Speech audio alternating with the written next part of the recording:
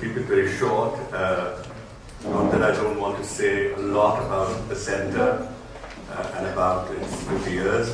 There is much to say about the achievements of the center, but I think I don't want to repeat a lot of things that many faculty members have heard many times, so I won't carry on. I just want to say how delighted we are to welcome José Casanova once again to the center. He was here for the Jubilee lecture, and now he's here for the Golden Jubilee lecture. It's a real delight that he's here. And of course, it's also a real pleasure that Shail Mayaram, who's a very distinguished senior fellow of the center, is chairing today's lecture. So I now ask Shail to come.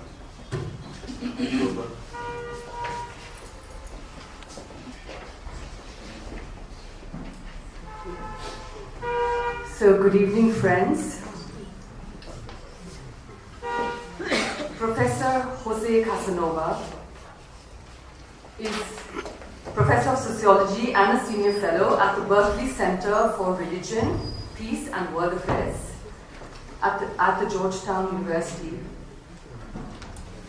He has been for many years a friend of the center and is well known as one of the leading theorists and sociologists of the religious and the secular.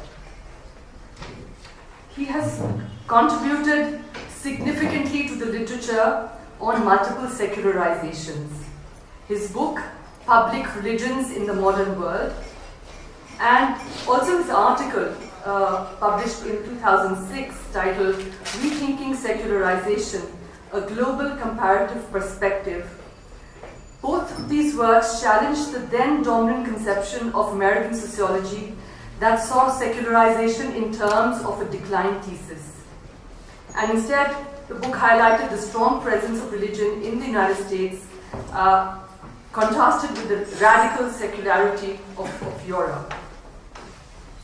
The book also reflects on the deterritorialized global religions, which the phenomenon of mass migration and the mass media have generated. And he speaks of the transnational global ummas of the old world religions, as also the new forms of hybrid globalized religions, the Baha'i, the Hare Krishna movement, the Falun Gong, and refers to them as emerging global denominationalisms. There's also a very important article that he published in 2006 titled Religion, European Secular Identities and European Integration. And it is published in Transit, where he contrasts and looks at the situation, the situation that is building up with respect to the question of Islam in Europe. And he contrasts the situation with respect to the integration of Catholic Poland in post-Christian Europe with the resistance to the integration of Turkey's Muslim democracy. There are some special nuggets in this article which I particularly enjoyed, and I'll just share a couple with you. One is his debate with Habermas, and I'm going to quote here. This is from this 2006 article. Even in his new post-secular openness to the religious other, and in his call for the secular side to remain, and this is in Habermas' words, sensitive to the force of articulation inherent in religious languages, Habermas still implies that religious believers must naturally continue to suffer disabilities in the secular public sphere. To date, only citizens committed to religious beliefs are required to split up their identities, as it were, into their public and private elements. They are the ones who have to translate their religious beliefs into a secular language before their arguments have any chance of gaining majority support. And Jose points out that it is only by holding to a teleological philosophy of history that Habermas insist that post-secular society continues the work for religion itself that religion did for myth, and that this work of translation or rational linguistification of the sacred is the equivalent of non-destructive secularization and enlightenment. It's also in this article that you can see that he's moving into into the exploration of a new area, which is that of religious pluralism in a post-secular world. And here in what I'm going to quote, he's taking on Huntington. At the very same moment that political scientists like Samuel Huntington are announcing the impending clash of civilizations in global politics, a new experiment in inter-civilizational encounters and accommodation between all the world religions is taking place at home. American religious pluralism is expanding and incorporating all the world religions in the same way as it previously incorporated the religions of the old immigrants. A complex process of mutual accommodation is taking place.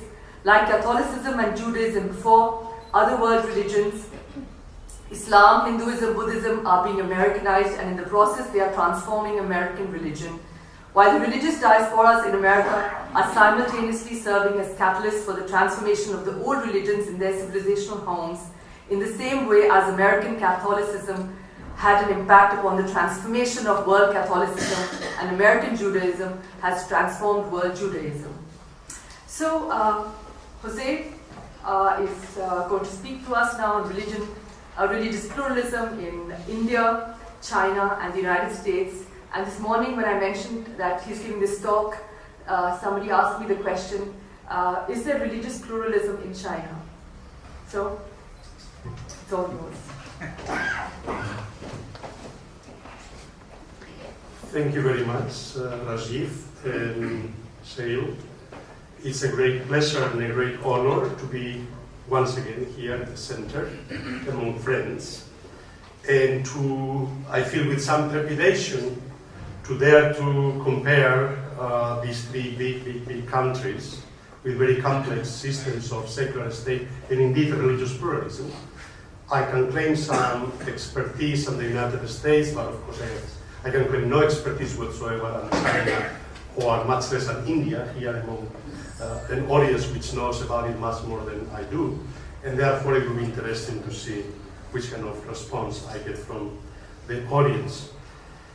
But in any case, obviously those are three very large countries, emerging as most likely three superpowers of the 21st century, and their models of secular religious dynamics are going probably to shape global dynamics. So in this respect, in and of itself, it's interesting to look at both similarities and differences between them.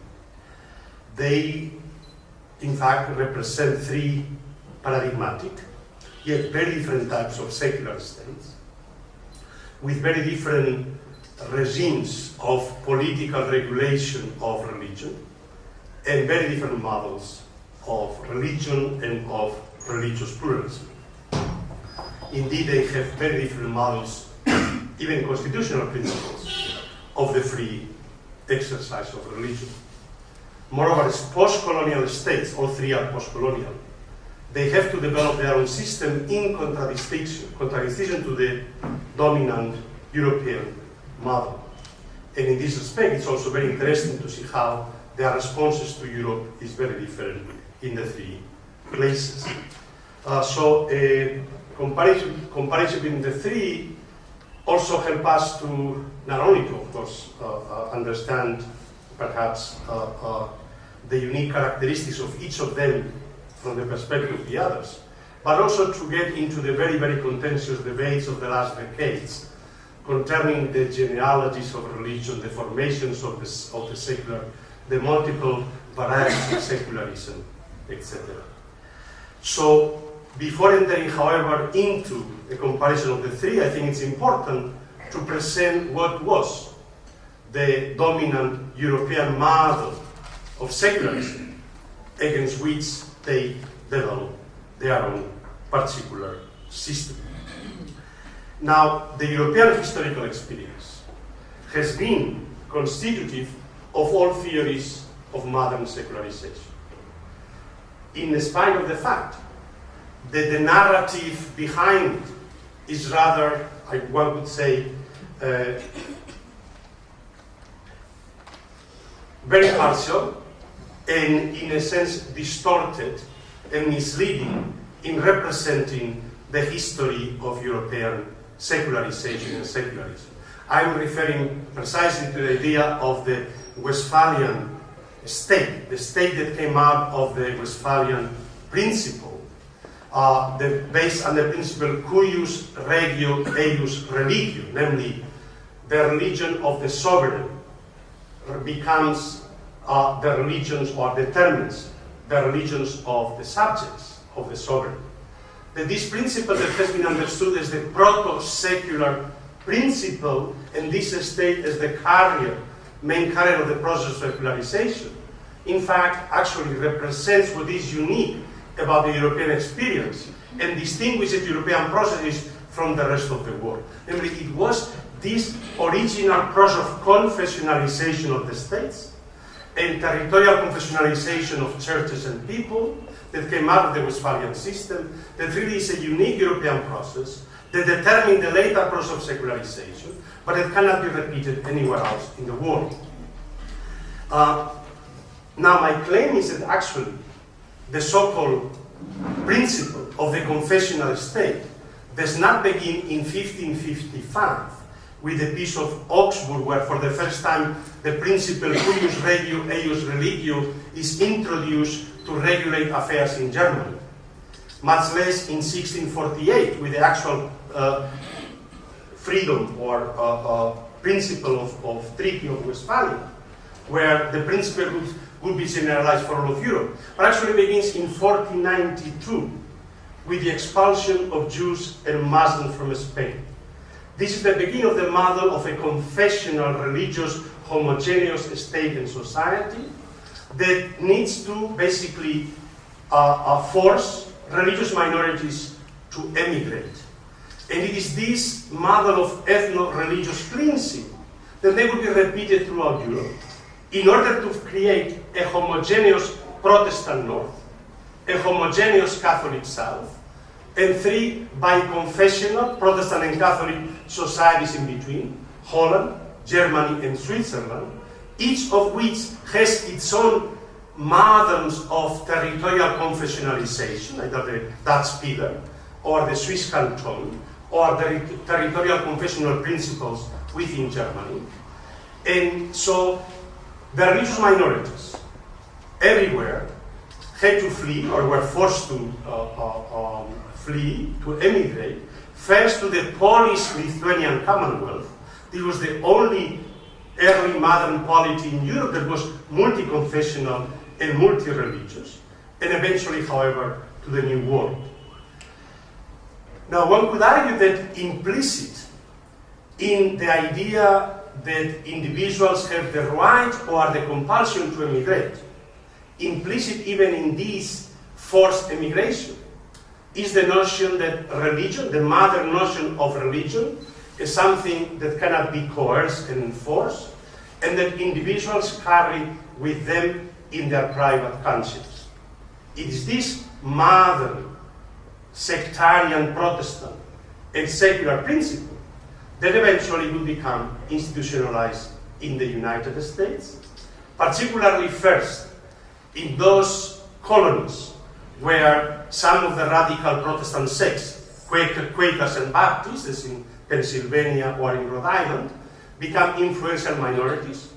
But eventually, after the American independence, it will be generalized to the entire United States. So let me then begin with the United States.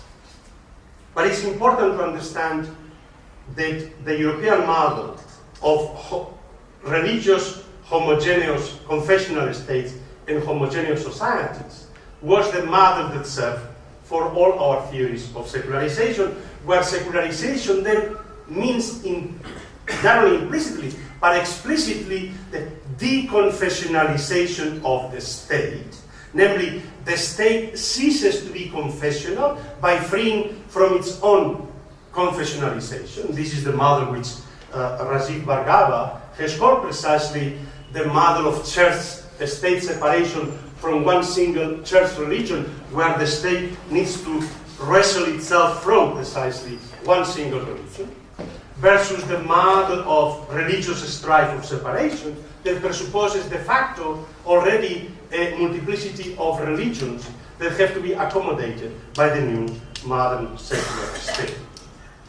So historically, the United States is the first modern secular state governed constitutionally by the dual clause of the First Amendment, namely no establishment at the state level and free exercise of religion in society. It can also be viewed as the first historical instance in which the modern general concept of religion, free exercise of religion in the abstract, becomes institutionalized. From a comparative historical perspective, in contradistinction to the European patterns, three factors are particularly significant. First, the new federal state was a new historical formation constituted through the federation of the 13 British colonies, which did not need to undergo any process of deconfessionalization of the state or disestablishment of the church, since there was no previous history of confessionalization or church establishment, as was the case in every early modern European state. Every early modern European state was either Lutheran or Calvinist or Anglican or Catholic or Orthodox. Such a state did not exist in the United States, so there was no need for disestablishment or separation per se. In this respect, the so-called wall of separation between church and state is a misnomer, insofar as the United States never had a church in the strict sociological sense of an ecclesiastical institution that claims religious monopoly over a territory. And this is Max Weber's definition of church. It is true that some of the colonies, the American colonies, had established churches. The Congregational Church in Massachusetts or Connecticut, the Anglican Church in the southern colonies, but those churches were actually minority elite institutions to which at most 20% of the population belonged, and therefore they were not territorial confessional churches in the European sense in which they were enforceable to the entire population. The majority of the population at the time of independence were unchurched. Only 20% of the population at the time of independence had any religious affiliation. The rest simply had no religious affiliation, and therefore the process was actually churching, or people acquiring some religious associational identity, what we call denominational identity, is something which happens after independence through a process of religious mobilization, which is connected both with political democratization and with the evangelical campaigns, the Second Great Awakening particularly, and other revival campaigns in the frontiers. Second, the no establishment clause expressing the secularity of the state was affirmed as a principle of neutrality or impartiality towards each and all religions, abolishing therefore, and this is what is very important, abolishing the canonical and juridical distinction between church and sect, as well as the one between orthodoxy and heterodoxy religion, that had been operative both within Western medieval Christendom and within the Westphalian system of European states. In the United States, all religions, churches as well as sects, became equal denominations before the law. Denominations. A new term, denominationalism, had to be invented to characterize the historically new American system of religious pluralism. Denomination is a term which has no translation in any other European language. In Spanish, denomination you use for $5 bills, $10 bills. This is what is denominations. Money has denominations. And usually it's translated in European language either as confession, or as church, or as sect. But it is neither of the three terms.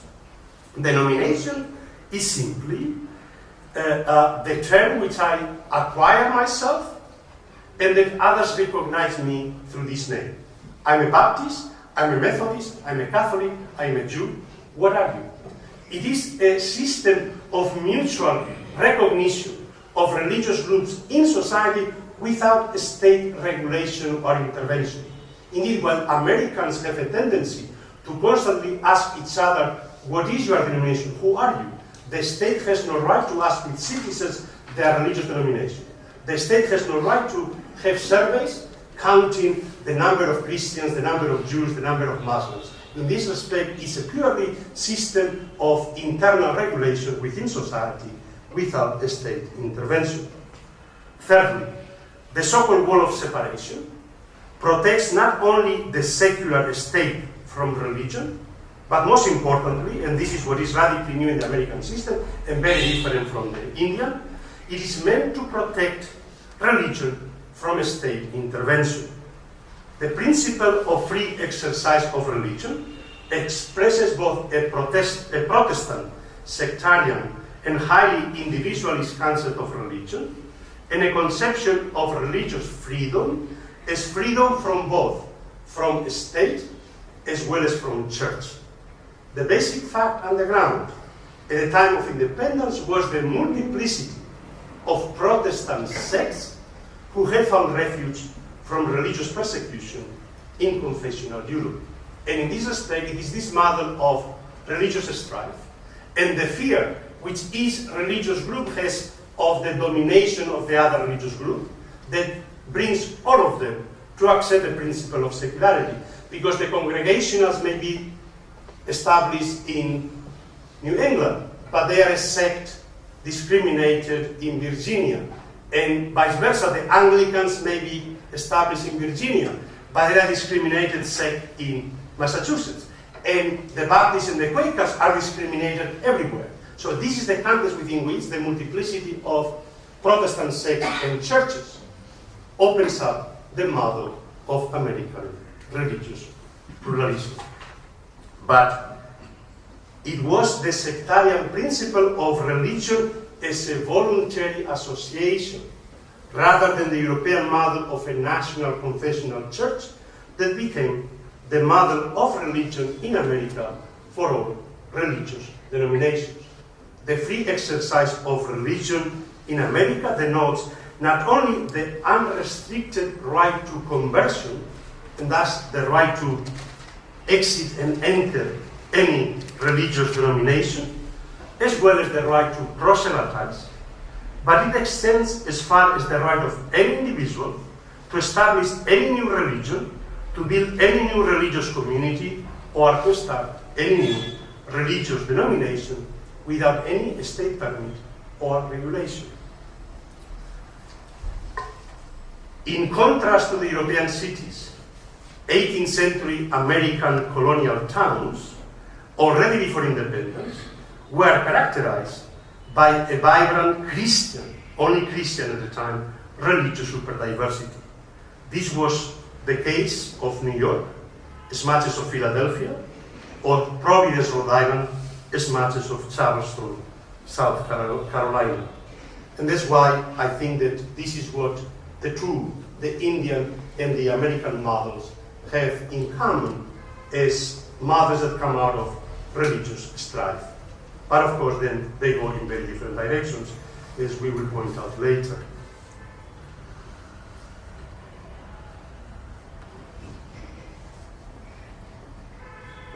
Just to give you an idea of the transformation of the religious, what is called the religious market in the United States. At the time of independence, Baptists, Methodists, and Catholics, each of them constituted less than 1% of the American population.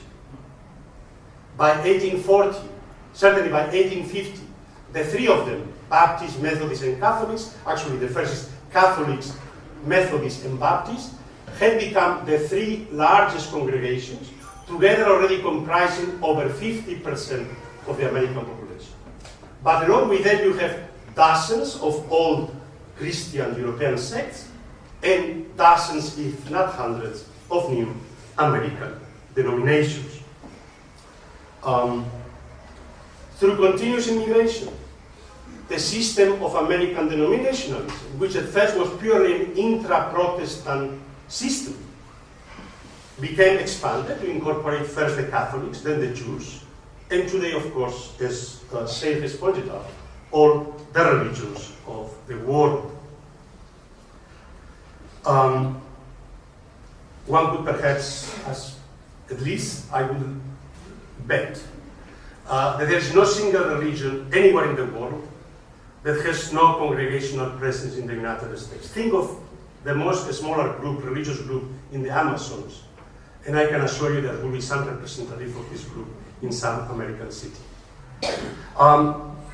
Moreover, it has been repeatedly observed by immigration scholars that immigrants today, as much as in the past, actually become more religious the longer they are in the United States than they were in their own countries. That means that religion in America is not a traditional remnant, a traditional residue that will eventually disappear with increasing modernization, but actually is a modern response to the precisely context and situation of religious pluralism in an immigrant context. So it is the response of immigrant groups in a diverse religious society that leads these diverse groups to be organized religiously. So in this respect, immigrant religions are not simply traditional ethnic remnants, but are actually creative transformations of religious resources in novel contexts.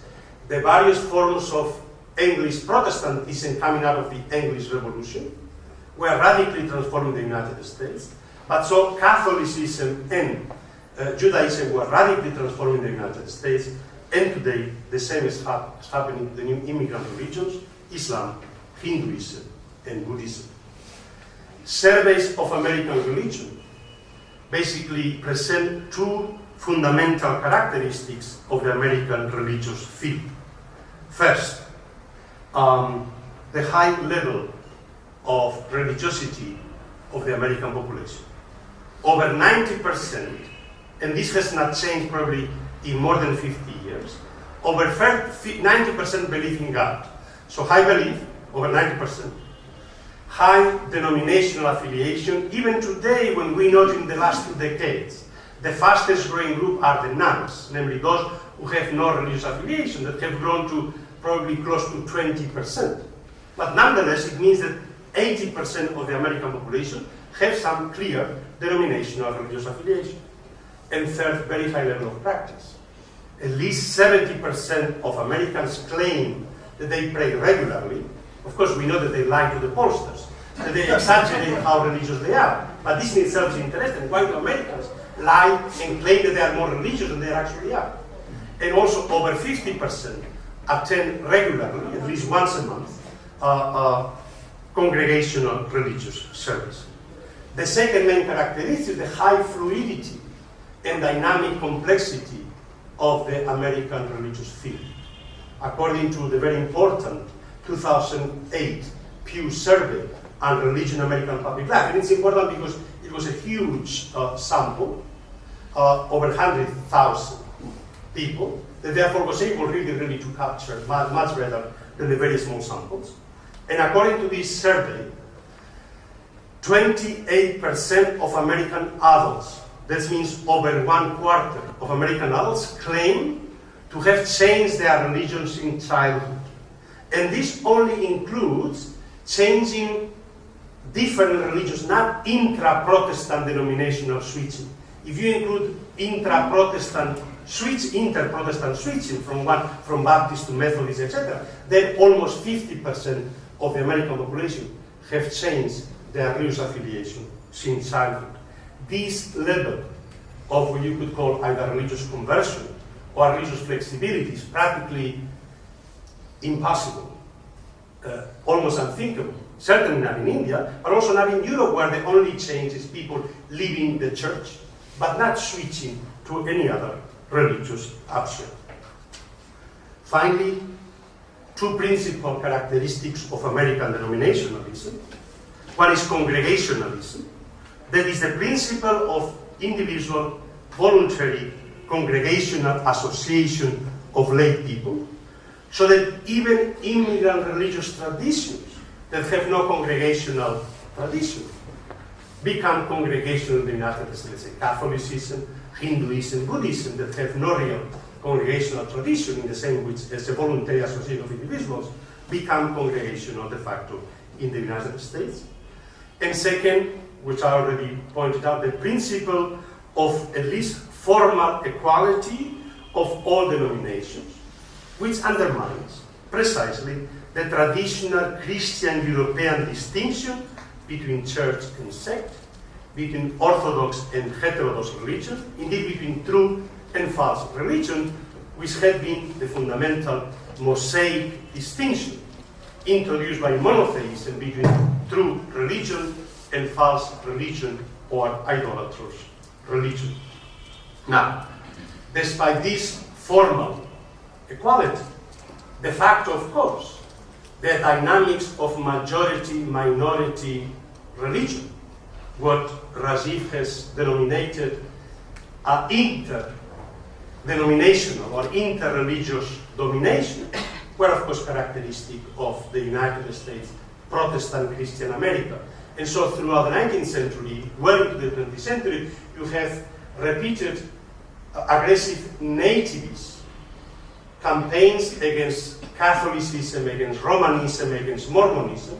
And of course, in the last decade, we've seen also much less virulent, but nonetheless unpleasant campaigns against Islam, against Sharia, and also sometimes, you used to hear before, less now, against idolatrous worshipping, cow-worshipping Hindus. That came especially from the Baptist rejection of Hinduism as an idolatrous religion.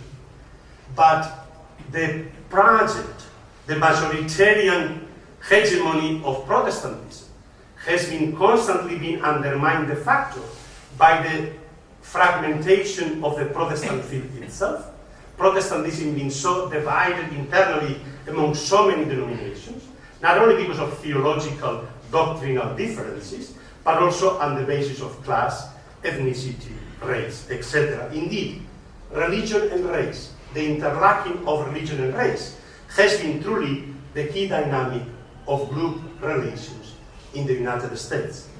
But while racism, or what could be called racial denominationalism, was based on a binary hierarchy, a very much discriminatory system, apartheid system, of a large white Christian majority versus a smaller black, also Protestant minority, the system of religious denominationalism was at least much more fluid, much more open, and not so hierarchically established. The new post-1965 immigration has opened the field again, coming as it did on the heels of the civil rights movement. The new immigration brought people from all over the world, from Latin America, from Asia, from Africa, and this has led to a radical, again, reconstitution not only of religious pluralism, making already the pluralism much stronger than it was, much more diverse, but also undermining the binary racial classification, black and white. And so today we have, de facto, the so-called minorities, blacks, Hispanics, Asians, de facto constitute the majority of the population in every large American city. And of course, it is these majorities that elect president with the help of the other big discriminated majority female votes. But the minorities and the female vote is what constitutes, if you wish, the Obama coalition. And finally, this year, 2013, for the first time in 200 years history of American Protestantism, Protestants do not constitute anymore a majority of the American population. Less than 50% of the American population for the first time are Protestants.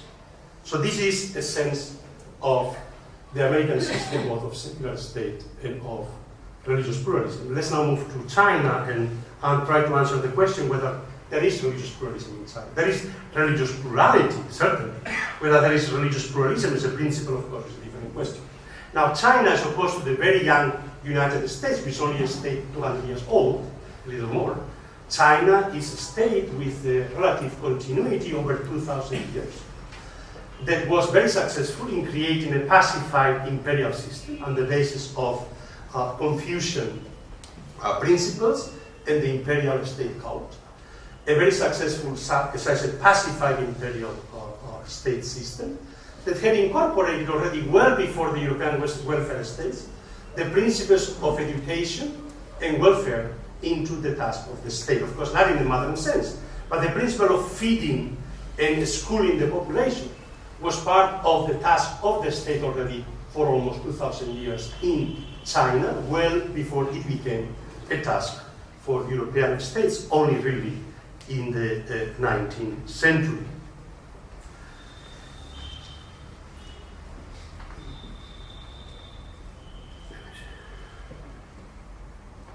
But the imperial system collapsed at the end of the 19th century under the pressure of internal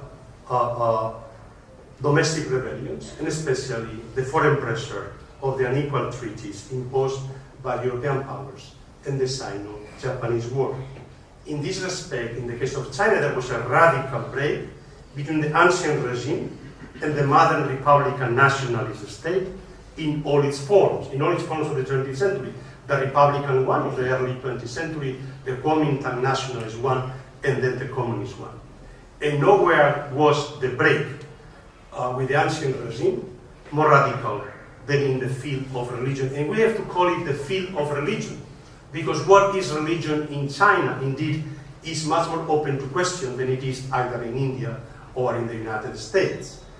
The field of religion, let's call it, the very concept, Songjiao, that is used to the modern category of religion, is only a neologism that only enters the Chinese language at the end of the 19th century, copied after the Japanese similar neologism Shukyo, to define precisely this modern conception, Western conception of religion that indeed did not exist in China before.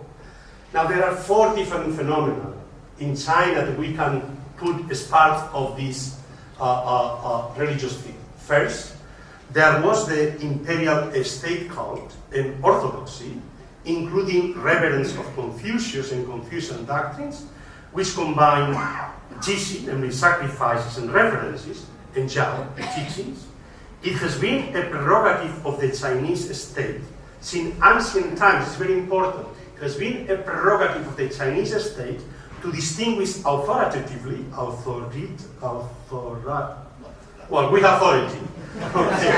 between the upright order, between orthodox teaching, between the right path, and between the evil, crooked forces of chaos, heresy, heretical sayings, heretical doctrines, and heterodox ways. I'm not going to give you the Chinese names from these concepts because I cannot pronounce them. But there are precisely these very clear terms. On one hand, the right path, the right doctrines, the right religions, the right beliefs, and the wrong ones, the evil ones, the crooked ones, the wrong ones, the heretic ones. And basically, it is the state that for over 2,000 years has determined which of these are the orthodox ones and which are the heterodox ones. It's not the monotheist distinction between false and true religion, but there is a clear distinction between orthodoxy and heterodoxy, which is the prerogative of the Chinese state to introduce, and that the Chinese state continues to introduce today. The secular state today still has the right to determine orthodoxy and heterodoxy within the Chinese system.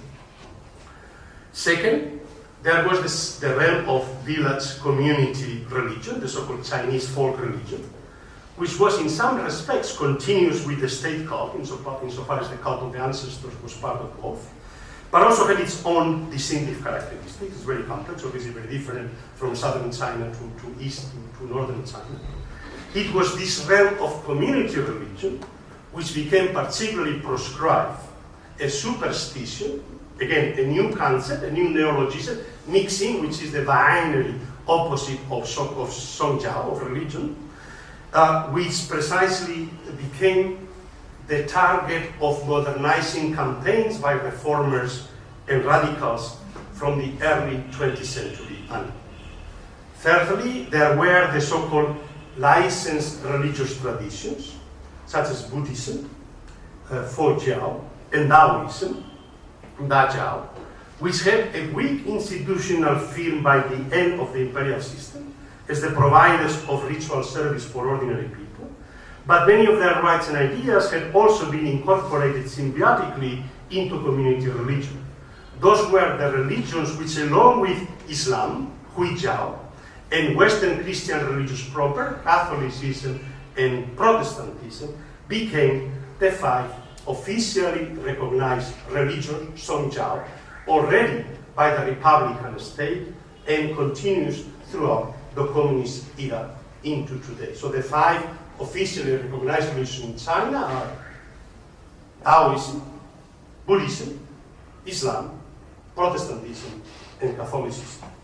Finally, there were the numerous popular religious societies, Huarseks, Huidaomen, many of which were informed by the syncretism of the 3 religions or teachings, the Sanjiao of Confucianism, Buddhism, and Taoism, and many of which had also a redemptive program to save the world and to transform themselves. And it was also these so-called secret societies and voluntary associations that became the target of repression of the modern Chinese state, already under the Republican period and then under the Kuomintang, and of course much more so repressively under the Cultural Revolution, the communist rule. So again, you have the 5 official religions. These are the only ones that have constitutionally the right of religious freedom, but all 5 religions have been heavily regulated and controlled by the state and reorganized, all of them reorganized, into centralized national religious institutions modeled after the European pattern of national state churches. Religious diversity or plurality is in this respect severely circumscribed within the officially recognized religion. Every other form of religion is in principle illegal, must lead an underground dictial existence, and is subject to repression. Now, one fateful consequence of the narrowing classification of Songjiao of religion was the dissociation of Confucianism from the sphere of religion. Indeed, while in the West, certainly in the Western Academy, Confucianism continued to appear along with the other world religions, with Taoism, with Hinduism, with Buddhism, with Christianity, as one of the world religions. In China, Confucianism ceased to be considered a religion, having interesting consequences then for what is the Chinese religion if Confucianism is not a religion. Then, since only roughly at most 20% of the Chinese population have anyway denominational affiliation with the 5 official religions, and of these 20%, almost 2/3 of them are actually non-Chinese Han people, Tibetan Buddhists, Muslim Uyghurs, etc. The result is that in the official counting of Chinese religion, Chinese, ethnic Chinese, the Han people, appear as radically secular and non-religious. Indeed, as secularized as the European population. But again, this is a consequence of the official classification of Songjiao, these 5 religions, and the elimination of Confucianism and other forms of Chinese village religion. Indeed, with the exception of Taoism, all other 4 official religions, Buddhism, Islam, Catholicism, and Protestantism, can easily be depicted from a nativist nationalist perspective as foreign and therefore as un-Chinese. So the notion that somehow religion is not Chinese, and to be Chinese means not to be religious, is part almost of the official ideology. As Peter van der Veer has shown under the slogan "Smash temples, build schools," superstition and all forms of communal religion was repeatedly repressed through violent iconoclastic modernizing campaigns, which began with the May 4th movement and culminated in the Cultural Revolution. Every form of folk religion, superstition, and magic became the efficient sign of national backwardness, to be blamed for the national colonial humiliation. So you have again, if we are going to compare the Chinese and the Indian strategies, anti-colonial strategies, you have the Chinese modernizing elites that for whichever reasons decided that the problem of modernization in China was all Chinese traditions. All Chinese traditions were feudal, superstitious, and need to be eliminated for the sake of creating the possibility of defending the Chinese nation, of reforming the Chinese nation, and defending the Chinese nation against colonialism. So here you have a very clear paradox then, that in order to protect itself from colonialism, from Western colonialism, the Chinese decided to adopt the most radical version of Western secularism. And as opposed to, one could argue, the Indian context, in which despite all the differences and despite all the debates about religion, progressive, traditional, with the proper reforming of religion, religion was viewed as a positive resource to be mobilized and to be transformed against the colonial struggle. So here you have a context in which religion is the problem to modernize China, in the other it becomes a resource for the anti-colonial movement. And this, of course, will determine fundamentally the future of religion in both societies. I'm not going to go into the few surveys we have now in China, and religiosity. Obviously, officially, the majority of the population still claim not to believe in any religion, any spirit, but de facto, if you ask further, most of them claim to have participated in the last 12 months in some form of religious practice, religious ceremony, or share some religious belief. Roughly, we could say you have about, on the one hand, about 20% of the population, one extreme, which will be, if you wish, the hardcore secularists, atheists, unbelievers.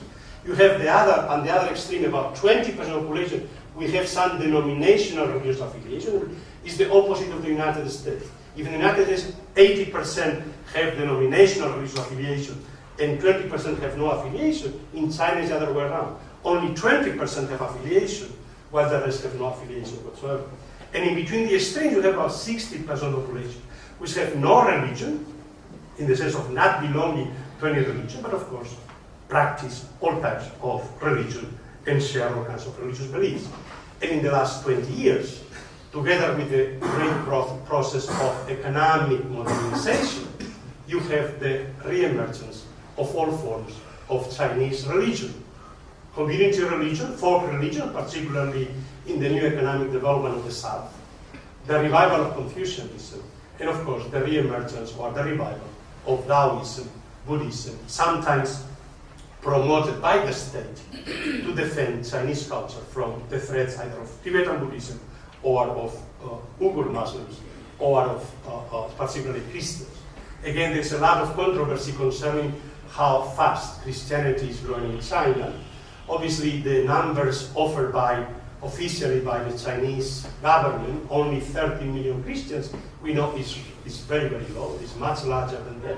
But certainly it's not the 10 times larger, 130 million, which Christianity today claim you have Christians in China. Somewhere in between, somewhere between 40 and 50 million probably, which of course is a very large number, but no more than 4% of the Chinese population. Whether this proportion may stay there, this is basically the proportion in Taiwan, 5%, where you have open religious pluralism. Whether it's in Japan, you have about 1% of Christians. In Singapore, up to 10% in Hong Kong. And then Korea is the only Buddhist Confucian society in which up to 30% of the population have become Christian. So there is a lot of leeway, but I would doubt that the fear of a radical Christian explosion in China, I think, has to be taken with a grain of salt. And now let's come to, and then finally, there has been clearly a tremendous relaxation in the aggressive, violent repression of all forms of religion in China, certainly since the Cultural Revolution. And particularly in the last decade, there was a new revaluation of China, of religion as a harmonious force to be used by the state for development. There was the kind of attempt to bring Confucianism from below, Confucian principles and so on. Also, Reform Buddhism from Taiwan. But ultimately, the state reserves for itself the right to repress forcefully and violently any kind of threat they view as heterodox. Whether this is the so-called splitist Tibetan Buddhists, or the terrorist Muslim Uyghurs, or the evil cult of Falun Gong, we see how the notion that the state has the right to repress heretics remains the fundamental characteristic of the Chinese state. India, in this respect, is very, very far away from China, especially in the border, and appears to be much closer to the United States in its model of secularism. Indeed, while Chinese secularism, with its state official ideology and its interventionist control of religion in society, appears to be the polar opposite of the American secular model of no establishment and free exercise, the Indian model of secularism appears to be much closer to the American model. Both are governed by similar principles of no establishment and free exercise, even though both the principle of state neutrality or impartiality and the principle of freedom of religion and non-intervention are interpreted very, very differently in both places, as the work of Rajiv Bhargava has reminded us continuously. Both states are explicitly non-secularist, in that both states and cultures respect, protect, and promote religious diversity and religious pluralism. Indeed, the protection of religious pluralism, and particularly the protection of the rights of religious minorities, is in both cases the ultimate rationale for a secular state. But the Indian model of religious pluralism, based as it is on the communitarian principle of group identities or community religious communities, is markedly different from the radically individualist American model. As again, I'm going to here simply follow Rajiv, who has insisted that the Indian model of principle, distance, mutual exclusion, and equal respect between the state and all religions is simply not a copy from Western secularism, but is a particular, contextual, pragmatic application or adjustment of the ethical principles of democracy and secularism to the extreme pluralist context of the Indian religious field, and to the particularly the religious majority-minority syndrome. Following Rajiv here, the two most important innovations of Indian secularism that distinguish it from the American model are, on the one hand, the explicit recognition of the rights of religious minorities, which means that freedom of religion is not only an individual right applicable to citizens who are individuals, but it's also a community-based right. In this respect, individuals are irremediably embedded in religious communities, which themselves, not only the individual freedom of religion, but the communities themselves, deserve equal respect by the state. But this equal respect doesn't mean equidistance, but it means precisely making the religious group, treating them equally rather than themselves being equal. So the principle of equal respect is not understood, as in the United States, with formal equality, with strict neutrality, or with impartiality and equidistance, but rather can be manifested into very different principles of intervention or non-intervention, a kind of pragmatic contextual formula that is used by, has been used historically by the Chinese, by the Indian state, particularly with Hindu majority, and less so with other religious minorities. But by accepting community-based rights for religious minorities, and endorsing state intervention in religion. The Indian constitution in this respect departs from Western principles of secularism in order to develop, and here I fully agree with Rajiv, its own model or variant of Indian secularism, which is a response to the particular natural, cultural context of Indian society and of the religious field. But of course, this creates this very pragmatic, contextual, characteristic adjustment of Indian secularism. This one also leaves open always its ambiguous relationship, the tension between the individual and the communitarian principle of religious freedom.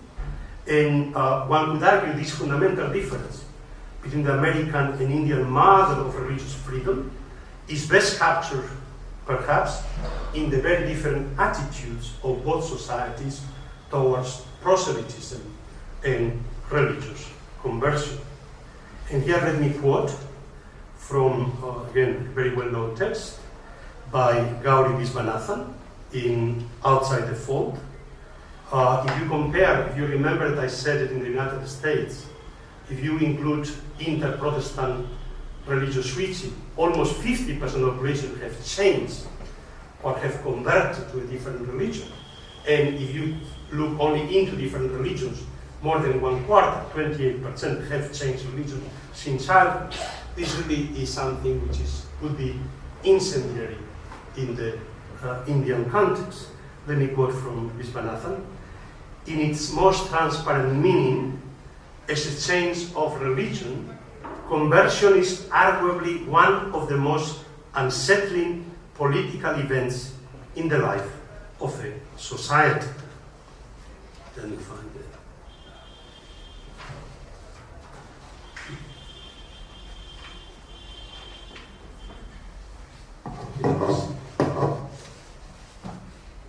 Conversion involves, thus whether conversion involves a single individual or an entire community, whether it is forced or voluntary, or whether it is the result of proselytization or inner spiritual illumination.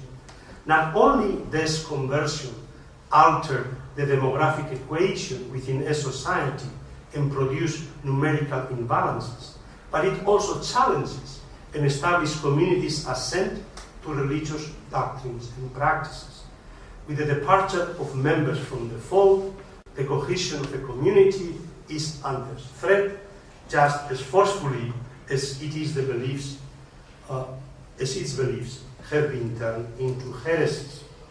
Now, each of these sentences is significant because it reveals fundamental differences between Christian and Hindu conceptions of religion, as well as crucial differences between the socio-political structures of pluralism in both countries. There is no doubt that the religious conversion of single individuals and entire communities has been an unsettling political event in the life of Indian society from the British colonial period to the present.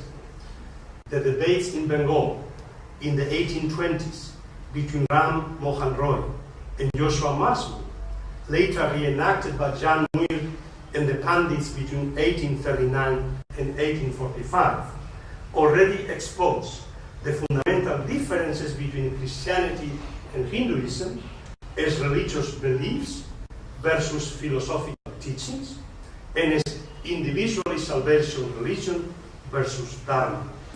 These theological philosophical disputes could not be separated, moreover, from the asymmetrical power dynamics of the imperial encounters between Western Christian civilization and Indian Hindu civilization. It was, above all, the conjoined universalist claims of Christian religion and Enlightenment rationality and Western science that provoked the Indian response of the rational superiority of Hindu Dharma over Christian religion and the spiritual superiority of Eastern wisdom over materialist Western scientific knowledge. Peter van der Veer again has shown how this Indian colonial response was radically different from the Chinese one, shaping the very different dynamics of Indian and Chinese secularism in their attitudes towards tradition, superstition, and religion, science, and the role of the state in modernization processes. And so, let me basically conclude here by pointing out that there remain these fundamental tensions within Indian secularism between the individualist model of religious freedom and the communitarian one, which again can only have truly I fully agree with a pragmatic, contextual response. No attempt to basically unify the field, as let's say the Hindu communitarian movement would like to do by precisely establishing a formal secularist model of equality, or one which would simply not recognize the right of individuals, where you find when individuals within minoritarian parties, within religious minorities, have to have the right of exit and the right also to appeal to their rights to the state. So those are fundamental tensions which remain within Indian secularism, but I think they cannot be resolved, as I would argue, by taking either one principle or another, but only a pragmatic contextual adjustment can be a solution. Finally, of course, you have the problem of conversion that is still there when you have the Hindu majority that claims either the scheduled caste, the Dalits, or the scheduled tribes as ours, as Hindus, and therefore not open to conversion by the others, by the foreign religions, be it Christianity or Islam. And therefore much of the inter-religious conflict in communitarian conflict that remains in, as part of the Indian context is linked to still these unresolved tensions. But one has to accept here, I think, the argument which Rajiv has made for many years, that the issue is not that of learning or rejecting the Western model. In fact, we see that everywhere secularism is not so much in crisis, but simply needs to be rethought, reconstructed to respond to the new conditions either of new immigrant religious pluralism in Europe, which has dramatically altered the model of religiously homogeneous or secularly homogeneous societies, whether it is the context of the United States, which also we see now Catholic Church trying to claim communitarian rights, the right of institutions, not only liberty of the religious person, but liberty of the religious institution. Again, but here you have this conflict in the United States, and conflicts appear as appeals on the part of the Catholic Church to protect on Catholic practices against the intervention of the state. But you find the same problems in Turkish secularism, in Asian secularism. In this respect, we are all in global context of what is modern secularism, but nonetheless one in which we are aware of the multiplicity of different contextual ways of drawing the boundaries between religious and secular, of determining who has authority to precisely either protect or to lead certain practices, being there either religious or not religious. This is something which is up for grabs everywhere in the world. So a comparison like that, at least I'm not a normative political theorist. I cannot present basically which is the best of the models. I think that is a contextual response to the challenges of precisely creating modern nations and in post-colonial context, but the same